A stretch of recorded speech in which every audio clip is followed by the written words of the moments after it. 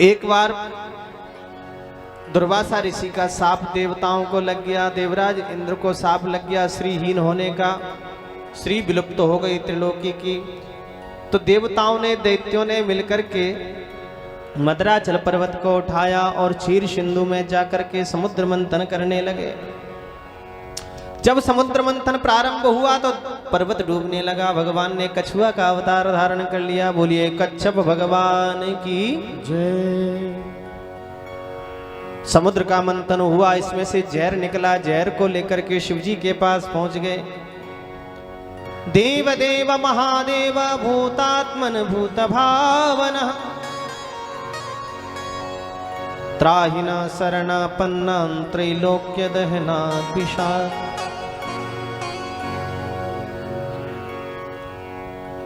त्रिलोकी के जलाने वाले जहर को लेकर के शिव जी के पास पहुंचे। भगवान शंकर जी से निवेदन किया, प्रभु यह जहर लेकर के आए हैं। तो ततकर तलीकृत्यो व्यापिहालाहलम विषम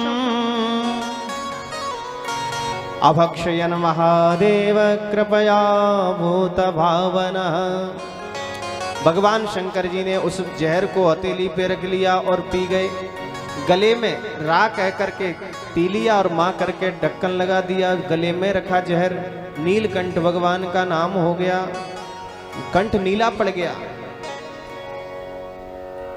बोलिए नीलकंठेश्वर भगवान की जय। 14 रत्न निकले हैं समुद्र में से। श्रीरंभा विश्वारुणी अमीय शंख गजराज धन धन्वंतरी कल्पतरु चंद्र धेनु मणिवाज।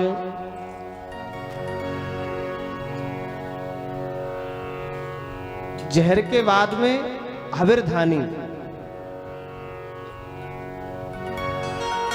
कामधेनु का प्रादुर्भाव हुआ। उच्चैश्रवा घोड़े का प्रादुर्भाव हुआ। ऐरावत हाथी जन्मे। ऐरावत हाथी को देवराज इंद्र ले गए। उच्चैश्रवा घोड़े को बलि ले गए। अप्सराएं निकली, पारिजात निकला, सब स्वर्ग चले गए। लक्ष्मी मैया प्रकट हो गई। बोलिए लक्ष्मी मैया की जय। लक्ष्मी मैया ने नारायण भगवान के गले में वरमाला पहना दी। एक बड़ी सुंदर देवी प्रकट हुई। दैत्यों ने कहा कोई तो स्वर्ग चला जाता है, किसी को कोई देवता ले जाता है, इसको तो हम ही ग्रहण करेंगे। असुर आगे पहुंचे तो यह देवी तरल पदार्थ बन गई, यह मदिरा। असुरों ने ग्रहण किया, पी पी करके मदान्ध होने लगे। श्री धन्वंतरी प्रभु का प्रादुर्भाव हो गया। अमृत का कलश लेकर के देवता स्तुति करने लगे, परंतु दैत्य अमृत का कलश लेकर के भाग गए। देवताओं ने कहा प्रभु रह गए, सब कुछ भूल गए। मोहिनी भगवान को देख करके देवता दैत्य सब आश्चर्यचकित रह गए। दैत्यों ने कहा का त्वं कंजपला साक्षी कुतो वा किं चिगेर शशि कस्यासि बदबामोरु मतनन्ति वमनशिरा। हे देवी तुम कौन हो? भगवान ने कहा तुम्हें हमसे क्या लेना देना, तुम बताओ तुम क्यों झगड़ रहे हो आपस में भाई भाई। तो दैत्यों ने कहा हमने अमृत प्राप्त किया है समुद्र से, इसलिए हम अमृत पीने के लिए झगड़ रहे हैं। बोले अमृत पीने के लिए झगड़ने की आवश्यकता क्या है? बोले झगड़ तो इसलिए रहे हैं कि छोटा कहता है कि हम पहले पिएंगे, बड़ा कहता है कि हम पहले पिएंगे, मझला कहता है कि हम पहले पिएंगे। अब बताओ पहले शुरू कौन करे? तो बोले देखो भाई लाइन से एक से ही शुरू करना पड़ेगा। तो बोले अब तुम अपने हाथ से पिला दो। तो बोले लाइन लगा के बैठ जाओ। दैत्य लाइन लगा करके बैठ गए। भगवान ने कहा देखो भाई ये अमृत का जो कलश है सोने का, इसमें ऊपर पतला पतला भरा है, नीचे गाढ़ा है। अब पतला जो पीना चाहे वो आगे आ जाओ। बोलो राधे राधे। अब पतला पीने के लिए कोई आगे आता ही नहीं, हम सब गाढ़ा पिएंगे। मोहिनी भगवान ने कहा यदि पतला अमृत कोई नहीं पीना चाहता तो ये फेंकना तो ठीक नहीं है। अमृत है, तुम कहो तो देवताओं को पिला दें, क्योंकि पतला पतला देवता पिएंगे तो देवता कम बलवान होंगे, गाढ़ा गाढ़ा तुम पियोगे तुम ज्यादा बलवान होगे। दैत्यों ने कहा कोई बात नहीं, आप जैसा उचित समझो वैसा करो। श्री सुखदेव स्वामी कहते हैं राजराजेश्वर देवता भी भगवान का इशारा प्राप्त करके एक लाइन लगा करके बैठ गए। दैत्यों को भगवान रूपामृत पिलाने लगे और देवताओं को कलश का अमृत पिलाने लगे। दैत्य तो सुंदरता देख करके मोहित हो गए, परंतु एक राक्षस था सर्वभानु, देवताओं का रूप बनाना जानता था। वह बीच में देवताओं के जाकर के बैठ गया, उसने अमृत पी लिया। सूर्य चंद्र ने इशारा किया प्रभु यह तो राक्षस है। भगवान अपने स्वरूप में आ गए। स्वरूपम जग्रहे हारे, तुरंत इसका मस्तक काट दिया। 2 ग्रह बन गए, राहु और केतु। देवासुर संग्राम प्रारंभ हुआ, दैत्य मरने लगे, देवता विजयी हो गए। नारद जी ने आकर के युद्ध को भी विराम दिलाया, पर भगवान भोलेनाथ को पता चल गया कि प्रभु का अवतार हुआ मोहिनी। भोले बाबा आ गए।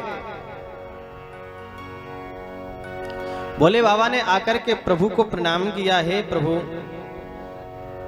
अवतारा मया दृष्टा रममाणस्य ते गुणैः सोहम तद्दृष्टुमिच्छामि यत्ते योषित वपुर्धृतम्।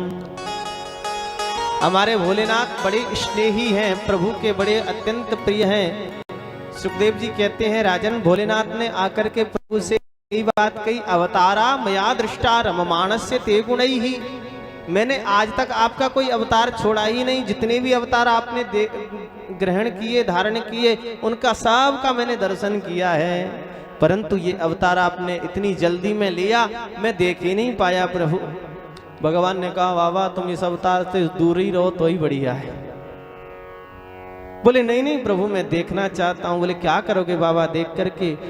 कौतूहलाय दैत्यानां योषितवेशो मया कृतः पश्यतां सुरकार्याणि गते पीयूष भाजने। मैंने केवल कौतूहलाय दैत्यानां दैत्यों को खेल खिलाने के लिए, देवताओं का कार्य बनाने के लिए, देवताओं को अमृत पिलाने के लिए अवतार लिया था बाबा, आप मत देखो इसको। बोले नहीं नहीं प्रभु मुझे देखना है। बोले देखो कुछ चक्कर पड़ जाए तो हमसे मत कहना। बोले प्रभु आप तो एक बार दर्शन करा दो। तो श्री सुखदेव स्वामी कहते हैं राजन भगवान ने भोलेनाथ की प्रार्थना पर प्रसन्न होकर के थोड़ा सा दृश्य दिखाया बस। ततो ददर्शो पवने वर स्त्रियम विचित्र पुष्पारुण पल्लव द्रुमे विक्रीडतिम कंदुकलीलया लसने लगे। मंद मंद सुगंधित वायु प्रवाहित होने लगी। हरी हरी दुर्वांकुर, बड़ा सुरम्य वातावरण, सुंदर सुंदर पुष्प खिल रहे हैं। इस बगीचे के मध्य में अकेले भोलेनाथ खड़े दिखाई पड़े। भगवान भोलेनाथ ने सामने से एक परम सुंदर अद्भुत विलक्षण स्वरूप धारिणी एक परम युवान युवती को देखा। विचित्र पुष्पारुण पल्लवद्रुमी। अच्छा भगवान कर क्या रहे थे? मोहिनी बनकर के जैसे ही शिव जी के सामने आए बोले विक्रीडतिम कंदुकलीलयालसत। सुंदर झीने झीने वस्त्रों को धारण करके, कमर में करधनी धारण करके, चुनरी ओढ़ करके भगवान मोहिनी जब सामने दिखाई पड़े, वह मोहिनी तो एक गेंद लेकर के कंदुक क्रीड़ा कर रही थी। अब मोहिनी भगवान के स्वरूप को देख करके शंकर जी तो सब भूल गए, कहाँ नंदीश्वर है, कहाँ अम्मा है। अम्मा भूल गए, पार्वती अम्मा अब वो नहीं ध्यान में रही, अब तो मोहिनी की ओर भागने लगे। जैसे ही मोहिनी की ओर भगवान शिव रूपम जगरहे हरि, बाबा अपने आप को पहचानो। तुरंत ध्यान आया प्रभु आपकी माया बड़ी विलक्षण है। मुझ जैसे योगी को भी आपने एक बार को तो चकमा दे ही दिया। साधारण से मनुष्य की क्या विषाद के भगवान की माया का पार पा सके।